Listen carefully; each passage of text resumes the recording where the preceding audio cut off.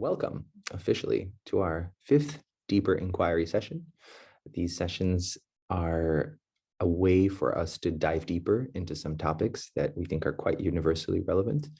And today we have one that I think is definitely universally relevant, our session on Entangled Activism, that is based around Anthea's book. So Anthea Lawson is today's speaker and will be guiding us into some of the blockages, obstacles, contradictions, paradoxes that we're facing in campaign work, organizing work, any kind of political activation.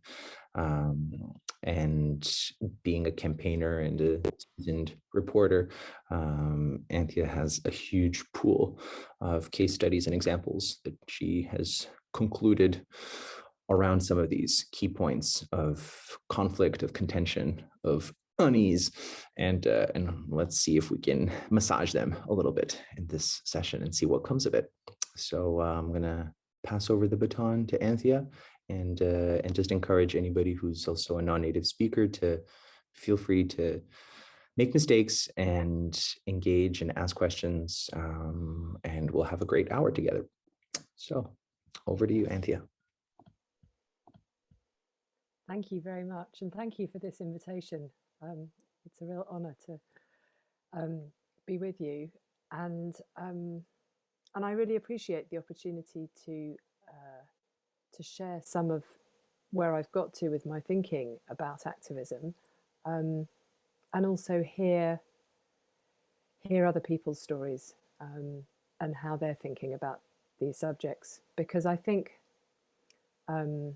my experience of thinking about how we're entangled in the problems we're trying to affect, it's one of these issues that we're all grappling with, even if we don't realize we are, and sometimes kind of bringing it into the light, some of these things that are going on behind the scenes and we either don't want to look at or haven't had time to look at, can be quite clarifying and helpful. So let me tell you a little bit about who I am and what I've done. So I'm in the UK. I live in the countryside now in the southwest, but I lived for a long time in London. And yeah, I suppose I would describe myself as a campaigner or an activist. I use those words interchangeably. And I've tried lots of different kinds of campaigning and activism. In my early 20s, I lived on an off-grid permaculture project in the south of Spain that was experimenting with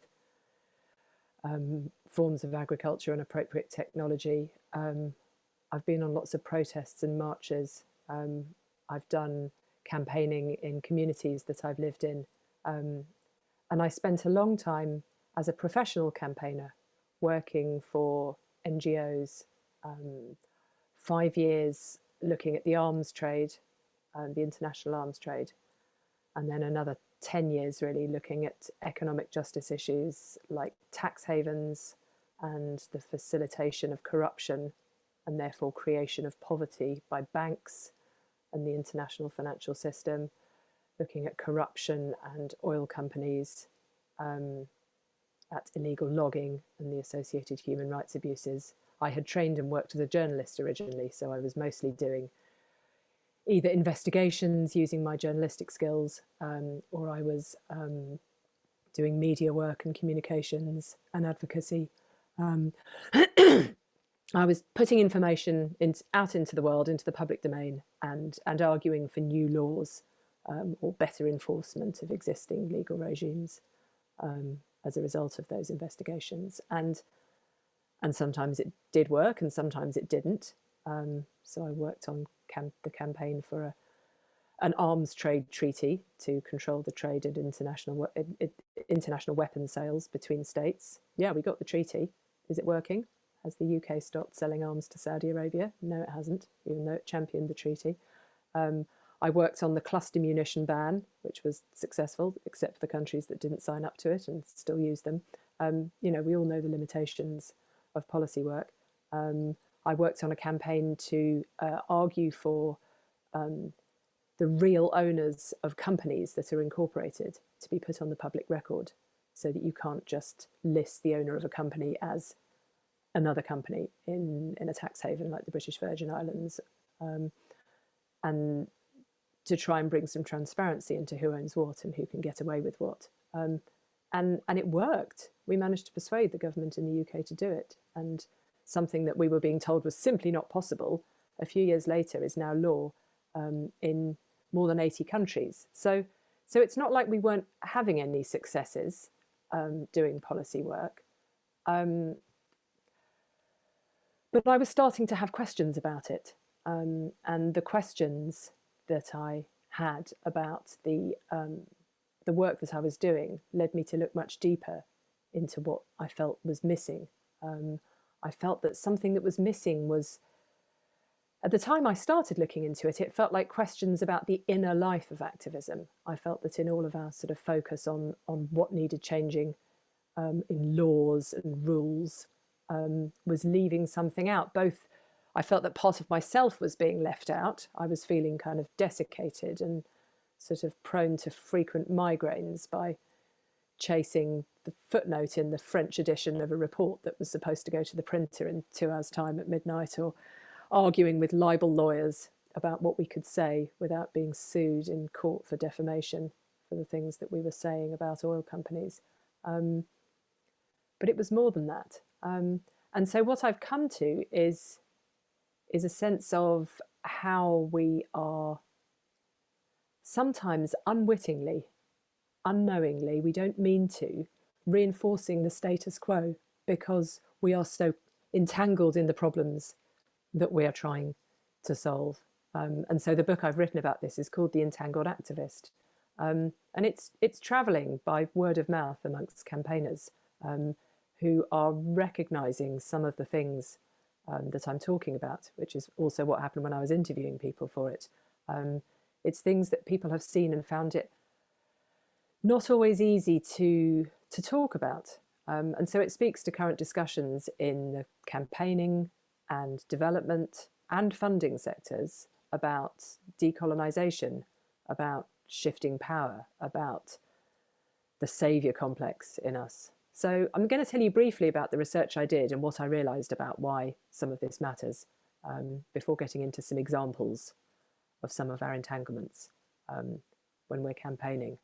So it all started really with some questions. I was busy banging my head against walls at the World Bank. I was schmoozing editors at The Economist and the Financial Times.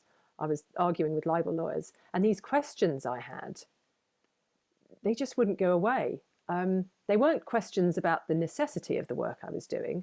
I was convinced, I still am, that we've got a criminogenic financial system, one that lends itself to criminality, and that's one of the problems that's at the heart of our interconnected problems of democracy and social justice and human rights and ecology. I don't think tweaks to capitalism are enough. So what I was doing wasn't in question. It was more about how we were doing things. I was starting to notice these strange parallels between the way that we were doing things and the type of problems we were trying to solve. So, for example, I was noticing how we were assuming, when we were putting our policy reports in front of policymakers, I was assuming that we were dealing with a rational actor who was going to do what we wanted with this information. And we spent a lot of effort getting this information right. Now, the assumption of a rational actor is at the heart of the mainstream economics that tells us that, you know, we're all motivated by maximising our financial situation and that we will do whatever is rational to make that happen, which, of course, the people chasing the bottom line who are running businesses are doing that, and the rest of us are counting the cost to human and non-human life. But here we were doing the same thing. That was one thing. I noticed another mirror, that the burnout patterns that we would get into as campaigners, and if we haven't burnt out ourselves, we all know people who have, or we felt close to it. We know what a big issue it is. Here we were burning ourselves out, working in capitalist ways to try to stop a capitalist system from burning out the planet. There's a mirror there. Another parallel I noticed, or mirror, was campaigners for human rights treating each other terribly, like really badly. I mean, there's some extraordinary reports, both official ones that have now come out, like the one commissioned by Amnesty International into what was going on with its staff, and its culture of martyrdom, and unofficial reports, like the most recent one I've seen is the Decolonise MSF one, that's just come out from current and former staff members talking about how they treat their staff and how that might impact on the actual application of the work that they're doing. Because that was the other pattern. The fourth one is, frankly, what can only be described as colonial practices amongst organisations that are committed explicitly to undoing the economic and social injustice patterns that have come out of racist and colonial histories. And yet these organisations are making these things happen again through their own workings. And so I became really curious about these mirrors. Is it just is it just coincidence? Is it merely ironic that these things are happening, or is there something more to it? And it became a question strong enough to stand on its own, which is, why are campaigners replicating so many aspects of the systems we want to change? It felt like a question that was really worth looking into. The problem was, this is a really uncomfortable question, and I suppose I sort of unconsciously felt this question for a long time. I first noticed it really when I was working at Amnesty International in 2003 and 4. Now, one of the reasons that I hadn't wanted to look at this question, why are we replicating the problems that we're trying to solve, is why would we give our opponents ammunition to use against us by acknowledging that there are problems within our movements? Because this is precisely their criticism of us, especially now, certainly in the UK, and I think there are other versions of it in other countries in Europe, of this kind of culture war, this sort of war on woke that they're sort of doing in order to distract from their multiple forms of ineptitude politically and economically. They say we're righteous, we're bullying, we're hypocritical, to distract attention from their complicity in what we're talking about. So if we start looking at that stuff in ourselves, aren't we colluding in their attempts to distract us from how they are using power? So it's obviously true that we can't reduce everything that goes on to psychology, but it's quite an old pattern as well to try to reduce everything to politics. And it's funny because I then started seeing that they've been looking at the other side, if we're going to talk about sides, they've been looking at psychology, at the inside of things, for years, for decades. The advertisers have been looking at the inside of things, at psychology, for nearly a century. They've been using Freud's work on the unconscious to market stuff to us. The neoliberals have been doing it too. There's an extraordinary quote from Margaret Thatcher, who was very conscious of this, where she said something like, economics are just the method. The real purpose is to change hearts and souls. Those aren't the exact words, but it was something like that. It sometimes seems that people on the left and progressives are the last people to realise that we need to look at our inside lives and at the psychology of what's going on. Also, is it true that we are never righteous, that we're never hypocritical, that we're never controlling? I started to see that the fact that we're animated by care and fairness doesn't mean we don't have other instincts. It's well noted that progressives often disavow our own will to power because we're looking so much at the bad use of power by the people we're campaigning against. But it can be dangerous if our own will to coercive power is kept in shadow, if we don't acknowledge it and own it. And then I suppose another reason not to look at these questions of the interior of activism and the ways in which we're entangled ourselves are to do with the urgency of the problem. Because it's really urgent, right? Especially with climate, but it's all urgent. But I think there are several reasons why it's still worth looking at our entanglements with our inner lives and how the outer world plays out in our own behaviour. One of them is the unhealthy patterns are getting in the way of the work already. In many cases, we are already burning out. Our organisations are frequently fractious. There are frequent disputes. So one is it's already happening. Another reason to look at it, despite the urgency, is if we're only looking out there at the system, we're perhaps making a strategic error of not looking in all of the locations where it's happening. Because if some of the deep roots of the problems we're looking at are running through us, then that's amazing data in looking at the depth of what it is that we need to try and change. Another way of looking at this, I realised, is how do we actually know what the most urgent task is? Now, yes, okay, there's a logical answer to that question of, yes, we've got to keep carbon in the ground, we've got to stop subsidising fossil fuels, you know, pick your subject. Of course there are urgent tasks, but on a bigger scale, is there ever really going to be a point where we can say, oh, okay, we've done enough to fix the economic, ecological and justice problems, and now we can work to attend to how we deal with each other and how we work without burning out? It's not actually logical to separate them in that way. And I think there is a logic to looking at the external and the internal questions alongside each other, because they are related. So that relation between the inner and the outer became the key theme of what I was looking at, that we're entangled in what we're trying to change, and we're not separate from it. Now, that sounds quite straightforward in some ways. We're not separate from what we're trying to change. But actually, I think it's countercultural and counterintuitive for campaigners, because we are very accustomed to seeing the problem over there, somewhere else. It's, you know, actually at one organisation I worked for, we actually, where I was doing investigative journalism, we actually called it getting the bastards. You know, like, we're going to, let's get the bastards. So as campaigners, we're not used to thinking that the problem is near us, which is why we do have to sort of start thinking about this a bit. So I think we are entangled in, there are ways of thinking about what we're entangled in. We're entangled in two things: stories, and we're entangled in power, and they interact in different ways, as you'll see in the examples that I'm going to talk about. Now, anything I say in these examples is not me saying that any of you in particular, your organisations, anything like that is like, well, you're doing this. I observe these as patterns that emerged in the interviews I did with campaigners, in the reading I did, and in my own observations, and particularly in my own reflections on the campaigning that I'd done. I was brutally honest in the book about which of these apply to me. And when I say that, they all do. So when I say we or you in talking about this, I'm talking about campaigners more generally.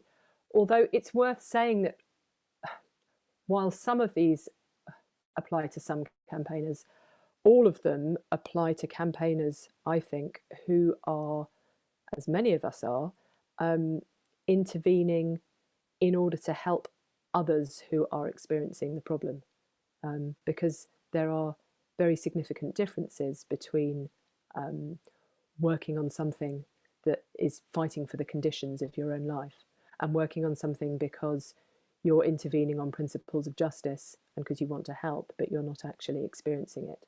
And some of the things that come up with these entanglements are definitely very applicable to the latter category.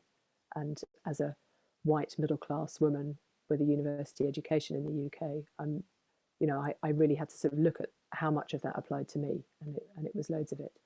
So let's have a very quick look at some of the stories that we're entangled in. So one of them is, we're good. We are good. We're the good ones. Every form of activism I've done, not just NGO, has ultimately involved some form of feeling superior to the other side, even if we don't admit it. And it's very easy to get righteous when we're up against, you know, what we often think is dangerous or nonsense, or something that is wrong. And being a campaigner encourages us to identify with our good side. Now, we all have a shadow. This is the insight of depth psychology. It's the part of ourselves that we've suppressed because it wasn't acceptable to parents or society, and so it's gone unconscious. And I think in progressive activism, there's a risk of this happening even more. We put away the side of ourselves that we don't want to acknowledge. And the problems with it are that how we speak can become off-putting. The righteousness is hard to hear. None of us like to hear righteousness from anyone else. How we deal with internal battles in our own organisations and movements becomes more fraught because we're so convinced that we're right. We bring all that sort of righteous campaigning energy to what's going on internally. And it's a location of the problem issue. I mean, yes, there is a problem out there, but it stops us from seeing the ways in which it's also might be running through us too. So there's being good. Here's another story we're entangled in. We're individuals. Now, the story of individualism is in the culture, and it's not just a story, it's how we live. Here we are in our sort of like separated off housing units, sometimes in nuclear families as well. We're educated to succeed in competition with others. Solidarity has been undermined in communities. You know, many of us are working on these issues consciously, but unconsciously we may be thinking of our work in ways that are influenced by individualism. Our sense of self-worth and purpose can be tied to our success. For the intervention to be valuable, it can feel that there has to be an outcome that we can attach our name to. And if it doesn't work, that feels awful. We can sort of take it hard, and that's a recipe for burnout. Another problem is that it's selfish in the very simple sense that it keeps attention focused on the self. It's about what I'm doing. Now, that might be a survival technique, going it alone, succeeding alone. That might be what makes us feel okay after a childhood in which we didn't feel okay. There can be psychological reasons that we do that. But it can have impacts on our campaigning. It's a sort of Ptolemaic worldview, as in, you know, the old view of the world in which everything went round the sun. It can make us feel that our intervention is the center from which we sort of view the rest of the world. It's like, here we are doing our thing, and that's rippling outwards. And that's not how the rest of the world is seeing it. It can give us a distorted view of our own impact and how our campaigning is working, and crucially, of what's necessary. It can blind us to what's really needed. And actually, this kind of doing it from a sense of self can be a form of extraction. Yes, it can be an extraction of ourself and our own resources. We can burn out doing it. But it can also end up as a form of extraction of others, of resources, tasks and platforms that might be more appropriate for others to occupy and use if we weren't sort of thinking so much about what it is about ourselves that we can bring to it. Another story is we're saving the world. Now, the idea of saving goes deep in the culture, and it's both a psychological pattern. Look up the drama triangle if you're not familiar with this. It's the pattern of there's a saviour and a perpetrator and a rescuer, and this can happen in our encounters. It can happen in families, it can happen in relationships, but it maps very interestingly onto a particular type of campaigning in which we're identifying a baddie, and here's somebody we're going to help who's the victim and who we are making victim by putting them in that role. And guess what? We get to be the hero and the saviour. So, of course, there are problems of that. When we see ourselves as the saviour, we need someone else to remain victim. It distracts us from our own entanglements in the problem, and it leads to a sort of grandiosity, which I'm sure we've all seen in certain types of campaigning. And of course, it's a political problem because saviourdom, and you'll be familiar with this, is continuing the colonial dynamics. It's really stark in situations where people are trying to help across those kind of divides. It can lead to an assumption that you know best. You can choose the terms of engagement and disappear when your priorities change. It involves focusing on others' problems rather than having to look at your own, as well as all the stuff about taking voice and agency from others. So there are good reasons to look at that story we're caught in. And then the other story I wanted to look at is that we are our ideologies. Now, being ideological is a criticism that comes from the other side. And it's you're just being ideological. We're not going to do that. It's a suggestion of not enough thinking.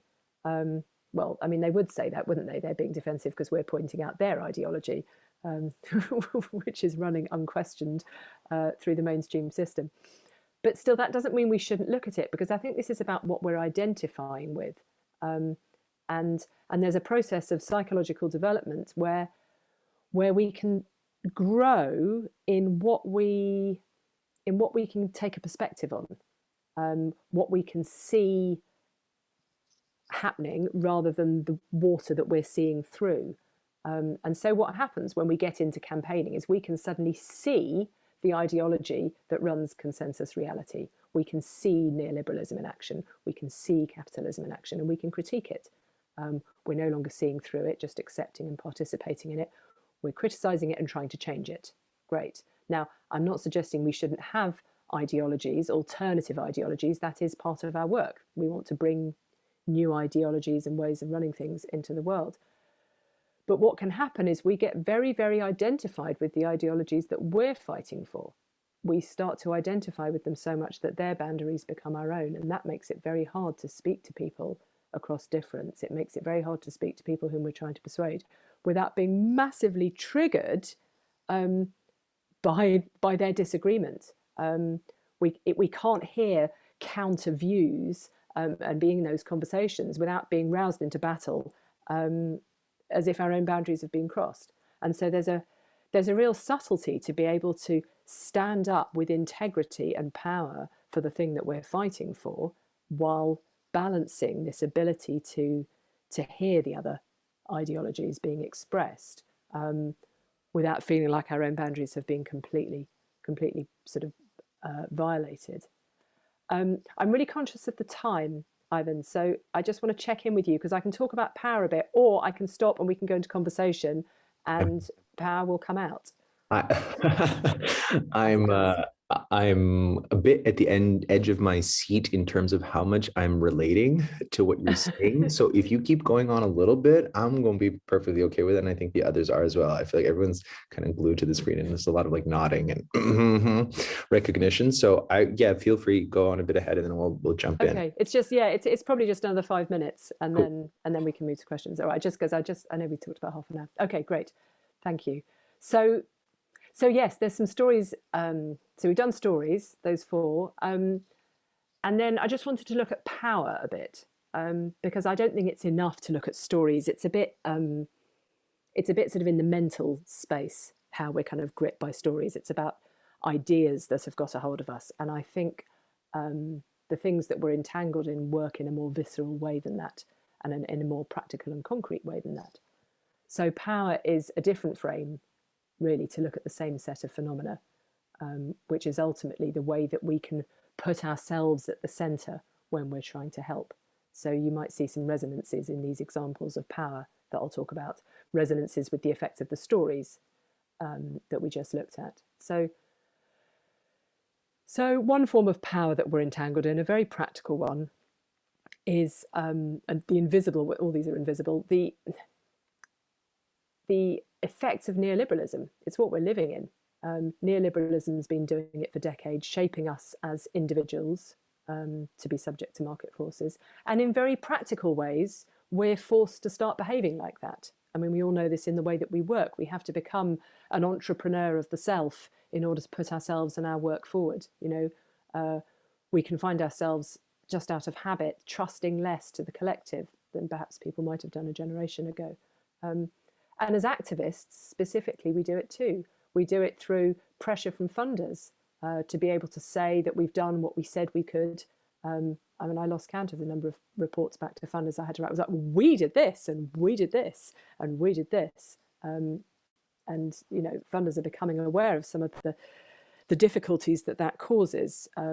But it's ongoing. We can end up aiming lower. We can end up adopting approaches that don't really change the system. We can end up implicitly limiting what we're asking for under some of those pressures. So that's neoliberalism's effects. Another entanglement in power, I think, is that it affects our choice of tools and what we think will work. And I suppose what I mean here is our varying positions in relation to power, and by that I mean our level of privilege, and the sort of intersectional levels of different kinds of privilege that we're living with. That's what affects our choice of tools and what we think will work. And I didn't used to think about this. It was only when I started doing the research for the book that I realized that there are reasons why white middle-class NGOs do the sort of campaigning that they do. Who do we assume will listen to us? Is it because we have things in common with them? Do we expect to be heard? Have we grown up thinking that it's reasonable to assume that we will be heard?